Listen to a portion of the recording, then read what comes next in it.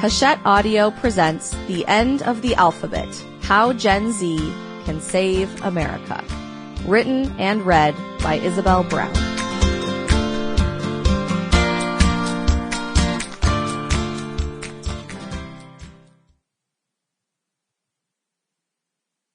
To young punk rock patriots in every chapter of history, may our fight never cease to bring hope to the future. Forward. Before I tell you a bit about Isabel and why I'm honored to write the foreword for this book, I'd like to take you on a journey all the way back to the fall of 2015. So get in your DeLorean, make sure the flux capacitor has enough power, and join me for the ride. 2015 may not seem too long ago in actual years, but in terms of the temperature of the country, it feels like centuries ago.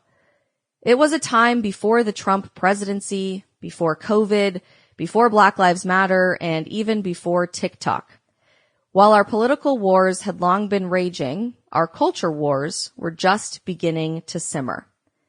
In the fall of that year, I relaunched the Rubin Report after several years of being on the lefty YouTube Young Turks network. I was on the verge of my own personal political evolution, and the world was on the verge of a total media revolution. One of my first moves with the relaunched Rubin Report was to buck the trend of creating shorter and shorter videos.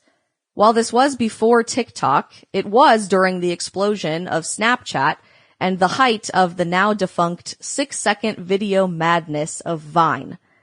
Everything was getting shorter and tinier, including our attention spans. While I enjoyed a lot of the content as much as the next guy, something felt really off to me. We were all wasting our time with these little bites, as funny or as clever as they were. So instead of going for short videos with the updated Rubin Report, I decided to do hour-long, unedited interviews with no agenda other than good conversation. Old school, a la my broadcasting hero, Larry King. I really had no idea if going bigger at the time, when everyone else was going smaller, was going to work. But after my first show, an in-depth sit-down with neuroscientist and author Sam Harris, I felt I was really on to something. Amazingly enough, the audience agreed, and our YouTube numbers began to explode. Week after week, I interviewed interesting people across the cultural and political spectrum. Sample complete. Ready to continue?